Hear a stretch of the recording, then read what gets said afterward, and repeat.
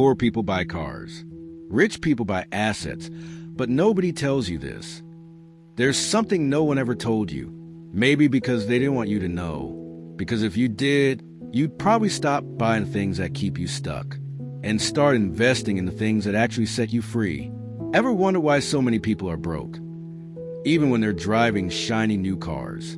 Ever notice that the guy in an imported SUV is smiling on the outside, but quietly drowning on the inside by the end of the month?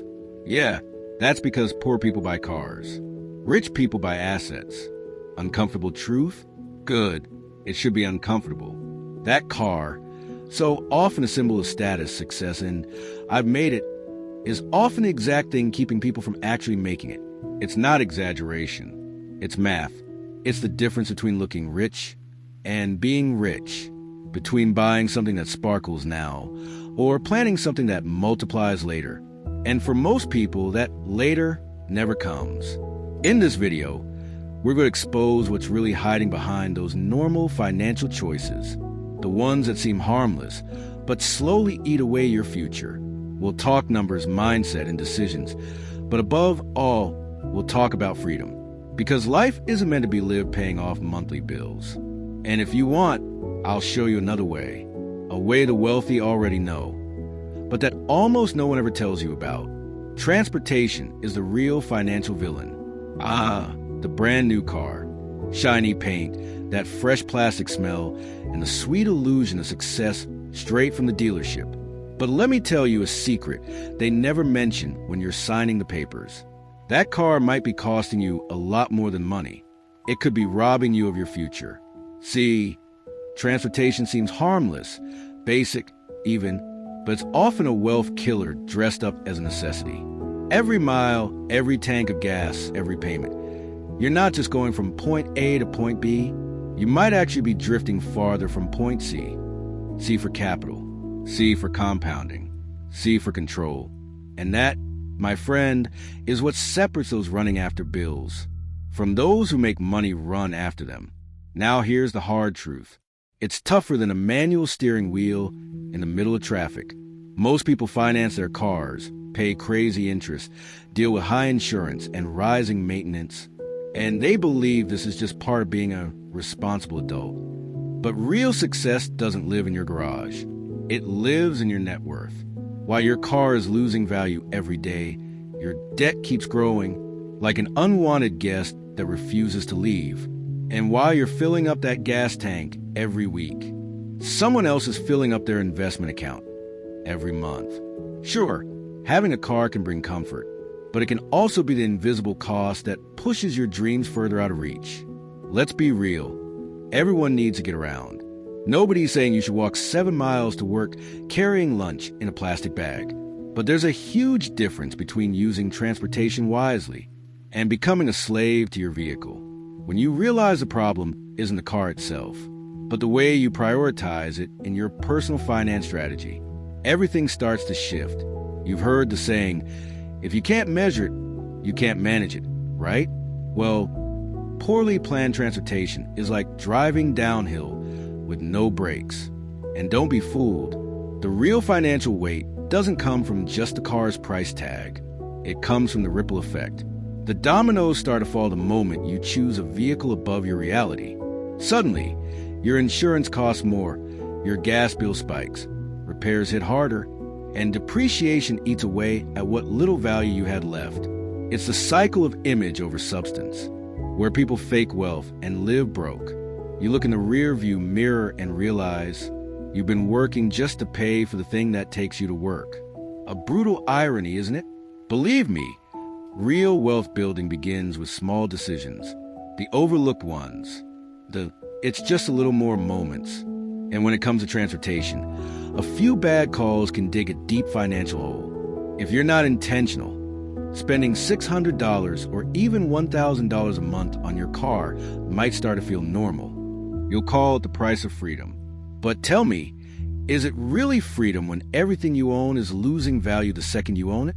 And speaking of value, wait till you see what that so-called affordable car really ends up costing you. The true cost of an affordable car It's funny how the word affordable has become a polite disguise for something that's way too expensive, but cleverly disguised in monthly payments. You see that new car sitting in the showroom, shiny on the outside, but packed with hidden interest rates, sugar-coated fees, and illusionary promises on the inside. The salesperson smiles and says, just $780 a month, it's nothing. And without realizing it, the buyer is saying yes to 5 years of debt.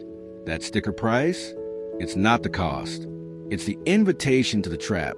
The real cost is in what no one talks about: insurance, taxes, maintenance, interest, and of course, good old depreciation. Let's take a real-world example: a Honda Civic. Super popular among young adults. List price? $27,867. Seems manageable, right? But over 5 years, that number quietly balloons into $46,821. And that's not even including the lost potential of what that money could have done elsewhere. It's like buying a car twice, the second time paid with stress, sweat, and sacrifice. That, my friend, is the hidden cost of ownership, and it doesn't show up in the owner's manual. It shows up on your credit card, your loan statement, and in all the opportunities you now have to delay. Now let's get something clear. The car itself isn't the villain. The real problem is calling something an investment when it's losing value every single day. Depreciation is ruthless. The moment you drive off the lot, you've already lost 10 to 15% of its value. Before you even get home, you've lost thousands of dollars. And it keeps dropping silently month after month. When you do the math, that affordable car is devouring your financial future for breakfast. It's the kind of mistake people only realize after it's too late. But let's flip the script. What if those $780 a month were going somewhere that actually produced results? What if that money was building dividends instead of debt? Most people never stop to consider this, because we're taught to work for money, not how to make money work for us. But what if instead of buying a liability with leather seats, you were buying time, peace of mind, and long-term freedom? That's the real difference between investing and consuming, and that choice, it changes everything. And here's the twist. When you say no to what looks easy and obvious, you unlock the ability to say yes to what truly grows. Have you ever thought about what that money could have done if you'd chosen a different path? What if you had planted it instead of burned it? What could it become over time if invested in the S&P 500 month after month? Well, that brings us to one of the most powerful lessons the school system never taught you: the cost of opportunity. Here's one of the biggest truths they never teach you in school. Every financial decision has a hidden cost. It's called opportunity cost. In simple terms, it's what you give up by choosing one thing over another. When you decide to put your money into a car loan, you're not just buying a car. You're giving up everything that money could have created somewhere else. And that's the real loss. Because life doesn't just charge you for what you do. It charges you for what you don't do. Let's break it down. Imagine you took that same $780 a month you were using to pay the bank, and instead, you invested it monthly into the S&P 500, one of the most stable and proven indexes in the world. After 5 years, with a 10% average return, you'd have around $60,016. That's right, $60,000 working for you. Instead of waking up to bills, you'd be waking up to growth. That's not a fantasy. That's financial literacy in action. Meanwhile, someone else chose an affordable car route. They'll be 5 years in, stuck with a depreciated vehicle worth maybe $19,295. An emotional weight of having built nothing with 5 years of effort. It's like working for free for half a decade. The difference between those two lives? It's the direction they pointed their financial steering wheel. One bought something that loses value. The other planted something that grows. And here's where the real question hits. Do you want to look like you have money, or actually build wealth? Because this is the fork in the road. It's where you choose to follow the crowd or carve your own path. The people who understand the value of time plus money know.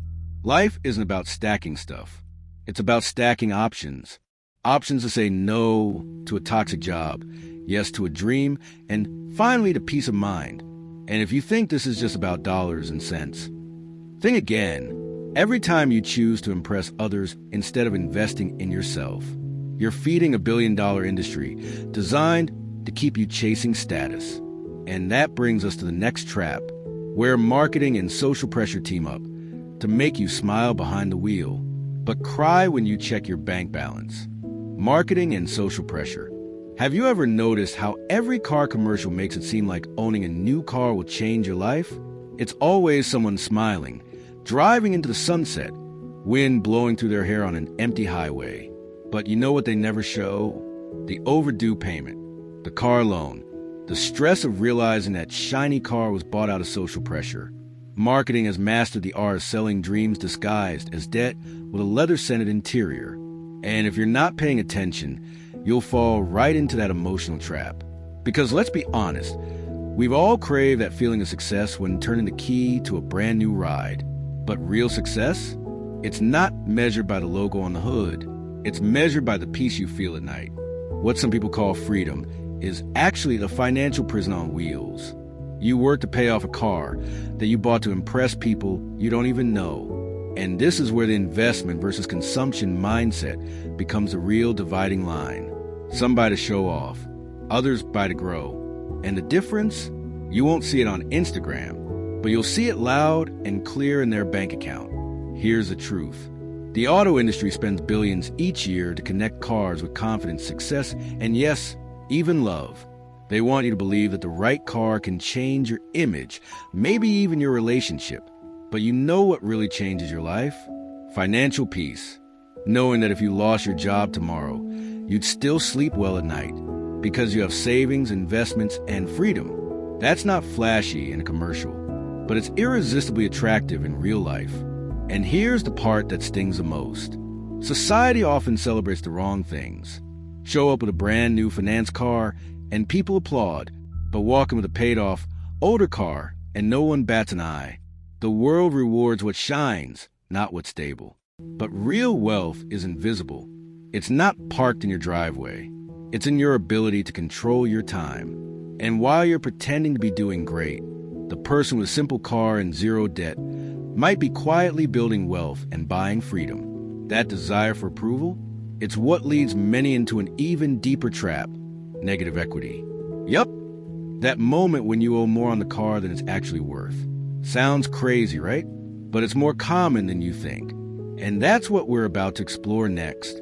When the car stops being a tool and becomes a financial anchor, the trap of car poverty.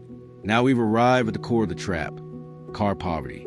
It doesn't scream, it whispers. It starts with a signature at the dealership, a big smile and a shiny key, and ends with years of tight budgets, where the car becomes king and the driver becomes a servant. This is the harsh reality of many people living a lifestyle that looks comfortable from the outside, but feels suffocating on the inside. And the cruelest part? Most people think this is normal. They believe that having 5 or 6 years of car payments is just part of adulting. But it's not. It's just the system doing exactly what it was designed to do. Sell dreams, deliver debt, and things get even worse when negative equity enters the picture. Imagine owing $40,000 on a car that's only worth $30,000. You're paying for value that doesn't even exist anymore. It's like trying to hold water in your hands.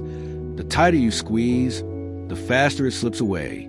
And yet, the system says, just trade it in. Roll it into a new loan. Extend the terms. Before you know it, you've been paying for cars for a decade and never really own any of them. It's a debt cycle cleverly disguised as progress. This cycle is even more common among young people. They land their first decent job and immediately feel like they deserve a new car. After all, hard work should come with a reward, right? But the real reward isn't the car. It's the time, freedom, and options that come from financial discipline. And that only happens when you realize that a finance car with high interest and hidden costs isn't a reward. It's a contract that holds back your progress before you've even started a race. Being car poor, as they say in the U.S., means living in a state where the car defines you, controls you, and limits you. And worse, it kills your ability to invest, start a business, or even build a decent emergency fund. There's no breathing room left. You're just surviving, keeping the wheels spinning, but never really moving forward. Because here's the truth. It's not the engine that moves your life. It's your mindset. While your car is going forward, your finances might be rolling backward. And that needs to change. But don't worry, there's a way out. And it starts with 3 simple steps. 3 choices that can completely flip the game in your favor. Buy a used car strategically. Follow the 15% rule. Keep your car longer. Sound simple? It is. But simple doesn't always mean easy. Let's break them down one by one. 3 steps to escape the car trap. Here's the truth. You don't need a degree in economics to escape car poverty. You just need awareness. And that starts with the first step. Buy a used car smartly. Forget this idea that new is always better. A brand new car comes with a silent killer. Initial depreciation, which takes a big bite out of your money before you even get home. The magic happens when you choose a car that's 3 to 4 years old, with reasonable mileage and a clean record. That way, you skip the steepest part of the value drop and still drive something modern, safe, and often under warranty. That's not cutting corners. It's financial intelligence. The second step? Gold. Follow the 15% rule. That means your total transportation costs, loan payments, fuel, insurance, repairs, should never exceed 15% of your monthly income. If you earn $3,000 a month, your car budget is $450 max. This forces you to think like a strategist, not an emotional shopper. And what does that create?